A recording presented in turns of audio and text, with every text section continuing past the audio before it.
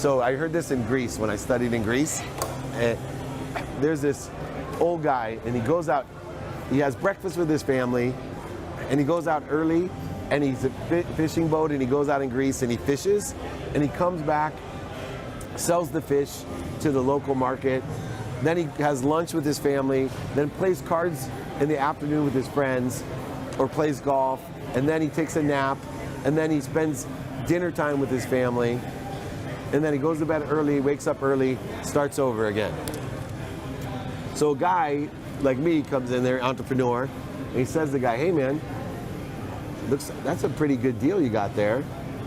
Why don't I buy you 2 more boats, right? And we could go out, get the fish, sell it, make 6 times as much, right? All you'd have to do is work a little bit more in the afternoon, do this, you know, make these changes, I'll make the investment, and then when the 3, we'll go to 6, and then we can expand out to the next island, right? And the man listens, and he goes, you know, in the end, he goes, I can make you a millionaire within 2 years. And the old man looks at him and he says, oh, so when it's all done in those 2 years, what can I do? He says, oh, well, you'll be able to spend time with your family, play cards, play golf. That's exactly what we do. Personally, we do it for our families, and we do it for our friends and whatever. We already have everything that we need. So the key is that alignment that John's talking about. Let's get aligned with, you know, what that passion is, purpose, and profitability. Let's get aligned with what do I want to make me happy? Because if I can stay happy from the time I open my eyes till the time I close them, that's good. Like the guy fishing in Greece. He's happy. He's happy. And there's millionaires that live in the world of not enough that aren't happy because they're still searching for the 26 boats, the shipping vessel to ship it to America. And in the end, you end up being the richest man in the cemetery with nobody who loves you around you, with people that all they wanted to do was share their lives with you and be happy. Everything about money is a doubles game. What's that mean? A doubles game to me is I pay you $1,000. Can we double it in 6 months? No. How long? In 12 months? Okay, no problem. I'll do a double in a year. Here's $1,000. I get a double back, right? So if you take 1,000 and you double it every year, what happens? 1,000 goes into 2, 4, 8, 16, 32, 64, 256, 5, 12, $1 million. $1,000 is 9 doubles away from $1 million. Wow. Now you take $1 million and see what happens if we double it 9 times. 1 million goes into 2 million, 4 million, 8 million, 16 million, 32, 64, 128, 256, 5, 12, $1 billion. $1 million is 10 doubles away from $1 billion. How do you find the doubles? Well, that's the game. That's the part of the game. That's what I'm trying to tell you. So the doubles now becomes investment opportunities. I think in the school system, they don't want us to learn about money because they just want to pump out good employees that do what they're told. So I think people come out of school paralyzed. I think the school system is criminal in that it kills a child's spirit of learning. You know, a child goes into school all excited about, yeah, I'm going to learn and it's going to be great. And then the teacher says, sit down and shut up.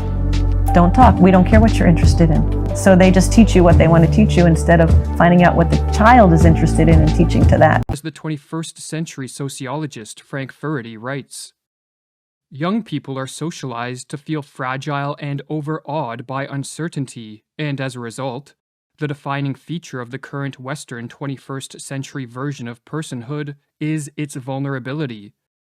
Although society still upholds the ideal of self-determination and autonomy, the values associated with them are increasingly overridden by a message that stresses the quality of human weakness. And if vulnerability is, indeed, the defining feature of the human condition, it follows that being fearful is the normal state. Overawed by uncertainty, fearing the future, conceptualizing oneself as vulnerable, weak, and fragile, is not a recipe for individual or social flourishing. Rather, this way of life promotes mental illness and paves the way for authoritarian rule. And so, as we will explore in this video, the world would benefit if more people were willing to live just a little more dangerously. For danger, when a byproduct of pursuing worthwhile goals or in defense of values like freedom, justice, or peace, is life-promoting, and as the Roman historian Tacitus put it, the desire for safety stands against every great and noble enterprise. Not all societies, however, have ranked safety as high on the scale of values as does the modern West. Many flourishing societies of the past considered safety to be a secondary value and showed a remarkable capacity to take risks in the face of an uncertain future and to display courage and bravery in the presence of danger. Historically, some of the most prosperous societies, ancient Athens, Renaissance Italy, 19th century Britain, were among those that were most oriented towards experimentation and the taking of risks. In taking the opposite approach and in showing a strong preference for safety over risk-taking, the unfolding of the human potential is not actualized but stunted. For to develop on an individual level and to advance as a species, exploration of the unknown and experimentation with novel ways of interacting with the world is a necessity, and this entails taking risks and confronting danger. But such is a price that must be paid, as the alternative is to stagnate in the confines of an ever-shrinking comfort zone, to regress in body and mind, and to fall victim to anxiety disorders, depression, or other diseases of despair. A further flaw with an approach to the future that strongly favors the safe road is that it creates fertile ground for tyrannical or even totalitarian rule. For as Alexander Hamilton famously stated, to be more safe, they, at length, become willing to run the risk of being less free. When a society elevates safety to the position of a first-order value, freedom is by necessity demoted to the position of a second-order value, which can be trampled on by those in power who, throughout history, have disguised tyrannical intentions with claims of wanting to make a society safer.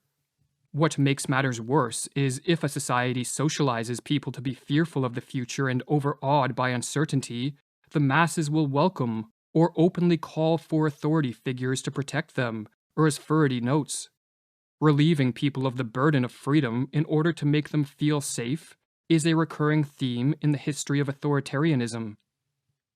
Given that a society which deifies safety is also a society ripe for tyranny, it is up to those who favor freedom to take a more heroic approach to life.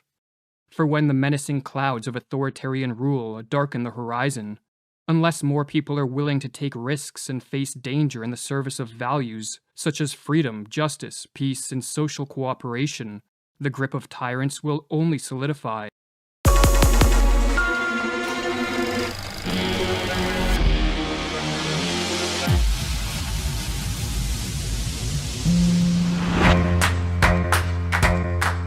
Today we're screening How to Kill a Cloud, which takes us deep into the Arabian desert, where a wealthy government attempts to conjure clouds out of nothing. Hanele Korhonen, a Finnish scientist, is tasked by the UAE to make it rain in the desert on demand.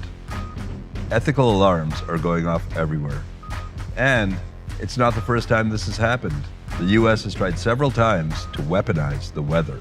Uskon kyllä ihan vilpittömästi, että se mitä siellä halutaan tehdä on sitä niin kuin tiedettä ja viedä sitä asiaa eteenpäin. Stick around after and we'll talk to the filmmaker. Directed by Tuija Haltinen, here's How to Kill a Cloud.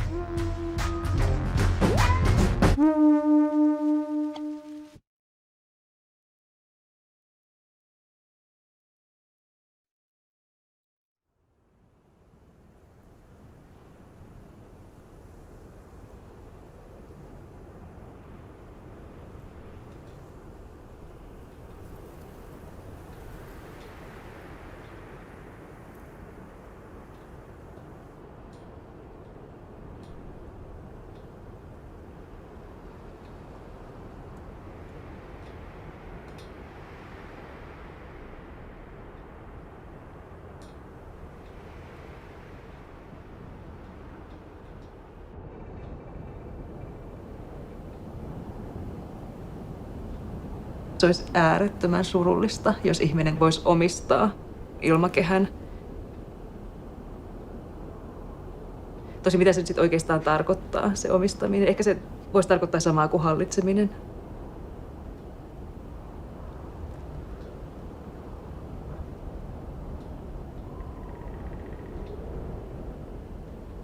Kaauksessahan on jotain kauneutta. Toivon, että näin ei käy, että kaikki olisi vain jotenkin mekaanisesti hallittavissa.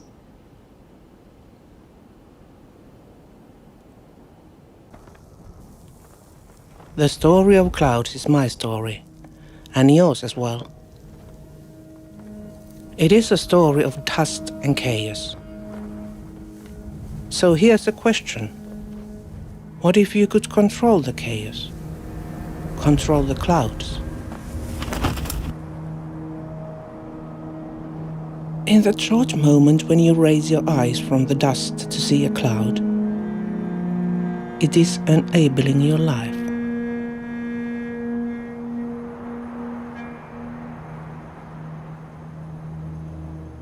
But like life, it is chaos up there. Clouds are not equally dispersed. Some of you have more than you need. Others lack even the necessary to survive. Was Joseph Smith a Mason? And if so, what connection does it have to temple worship practiced by members of the Church of Jesus Christ of Latter-day Saints? Well, there could be some confusion between the similarities with and the differences between Masonic ritual and the way Latter-day Saints worship in the temple of the Lord. Let's explain. The term Mason or Masonry refers to Freemasonry, a worldwide network of fraternal organizations dating back hundreds of years that promotes morality and service to others. And yes, Joseph Smith, the founder of the Church of Jesus Christ of Latter-day Saints, was a Freemason. Joseph Smith's brother Hiram was also a Mason and a member of a lodge in Palmyra, New York. And their father, Joseph Smith Sr., was also known to be a Master Mason in Canandaigua, New York, as early as 1818. While prophet and president of the church, Joseph joined the Masonic Lodge in Nauvoo, Illinois on March 15, 1842, rising to the level of Master Mason just a day later under the recognized authority of the Grand Master of Illinois. Masonry wasn't new to the thousands of Latter-day Saint converts already living in and around Nauvoo at the time. Although new to the faith, some members of the church, even those within the ranks of church leadership, were already Masons. Eventually, over 1,500 members of the church were listed as Freemasons in Nauvoo alone, more than in all the rest of Illinois. In towns across early America, many elected officials were Masons. President George Washington, Benjamin Franklin, and many signers of the Declaration of Independence